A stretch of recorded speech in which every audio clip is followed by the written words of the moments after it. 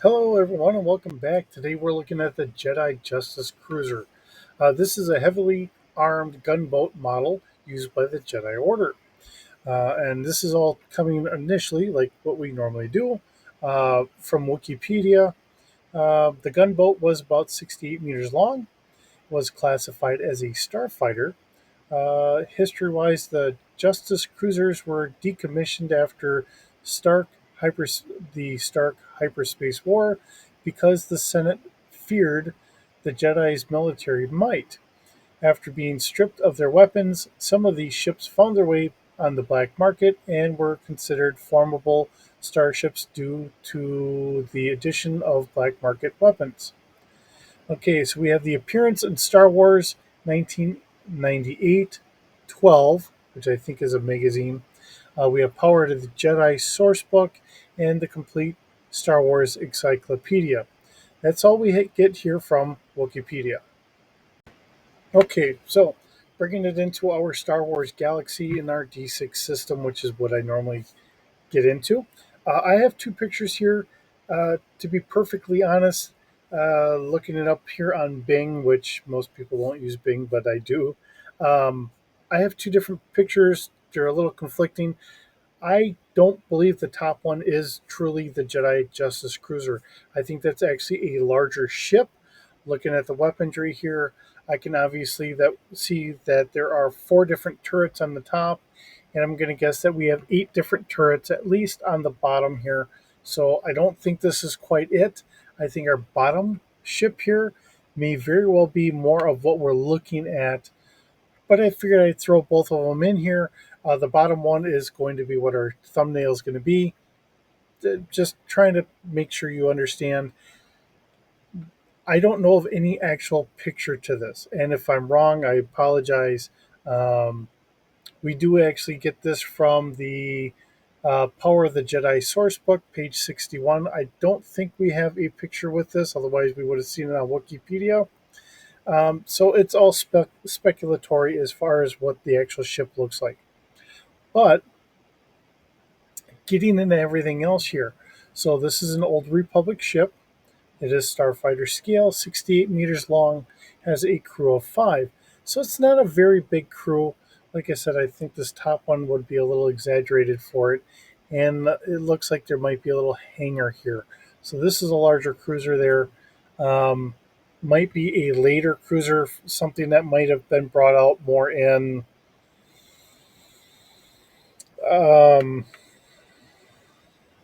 the new Jedi Order or something like that. So uh, as it kind of comes up, and I'm looking for ships of the Jedi Justice Cruiser, it could be a later model for a bigger crew on that. All right, so uh, we have passenger capacity for 7 passengers.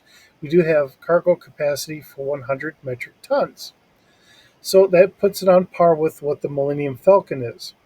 We have 100 metric tons of cargo space, um, but it's more of a military vessel than what the Falcon really was supposed to be, although it is heavily modified. All right, we have consumables for 3 months. Brand new, this would have been 775,000 credits, and used, it's going to be 525,000 credits. Um, it's going to be varying here because if we're seeing this is going to be on the black market, really it's going to be whatever you can find it for. So if you're going to get it to any players or whatever, you know, if it's really sought after, they may almost have to pay a brand new cost for a used vessel. Just throwing it out there because it's in demand in the black market. So we do have a hyperdrive multiplier of times one, a backup of times six. We do have a nav computer, of course. Maneuverability is 2D plus one in a space of 8. This also gives us an atmospheric speed of 1,050 kilometers an hour. Okay, and we're looking at a hull of 2D plus 2 and shields of 1D plus 1. The shields are a little under par, but not too bad, and the hull is just a little bit above par. But this is also an older ship, so it does make a lot of sense in that regard. Sensors, you can passively scan out to 4 kilometers, active or do an active scan out to 6 kilometers. a active search out to 8.5 kilometers, and a focus of 500 meters. Um, the numbers behind there with a 1D bonus, a 2D bonus, a 2D plus, I think these are pretty much our average style bonuses. Our focus, I think, is a little bit above what we normally get, but not too bad. It's listed as having a single double turbo laser cannon. It is on a turret, so I'm going to guess if it's this, it's probably sitting somewhere on the top here, not in the front. So again, that kind of disqualifies this in a lot of regards. But if it is something along this line, it would probably be sitting up on the top. Let's see, we have a fire control of 3D and a damage of 5D. We also have an ion cannon, which would be in the front, so that would make sense if this is shooting the ion cannon. Um, and then that's going to be a fire control of 2D and a damage of 5D. So this puts it somewhere in the relative possibility yet. And then we have two concussion missile launchers. Again, they're at starfighter scale. We have 16 missiles in each magazine, fire control of 2D, and a damage of 9D. So pretty formidable in that regard. Now, outside of what we've kind of gone through, we don't have a lot of extra knowledge on this. And quite often, for a Power of the Jedi, this was probably something that was brought up maybe as a schematic of something that was seen somewhere, and they kind of talk about what it was. Um, for 1998, I'm going to take a wild stab in the dark that this was done from West End Games, um, but it doesn't put it into the realm of possibility that this could be from Wizards of the Coast. But again, in either regard, we don't have an actual picture of it from the book that I know of. I really did not go through looking at the book and all that. Normally, I'll just grab it off of Wikipedia, and Wikipedia normally grabs the picture that we have in the book, and they didn't have a picture here. So I'm just, going around and looking for whatever else I can find.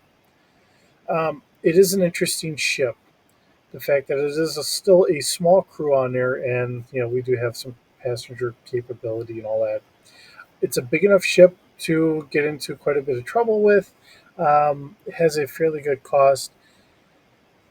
As we bring it into the Clone Wars or even into the Galactic Civil War or later, a ship like this, even though the weapons are still formidable, I think we start seeing that the hull and the shields really need to kind of be beefed up to really make it a worthwhile craft. I think we do find other craft going for a lot less cost that can kind of compete with this. Um, but that is getting later on, and I want to fully acknowledge all of that. Um, but as a interesting Jedi kind of cruiser attack ship for its age, being from the Old Republic, it is pretty formidable. And we'll kind of leave it there. With that, thanks for stopping by. Thanks for visiting. It's always wonderful having you stop by. Hope you're having a wonderful day, and we'll see you in the next video.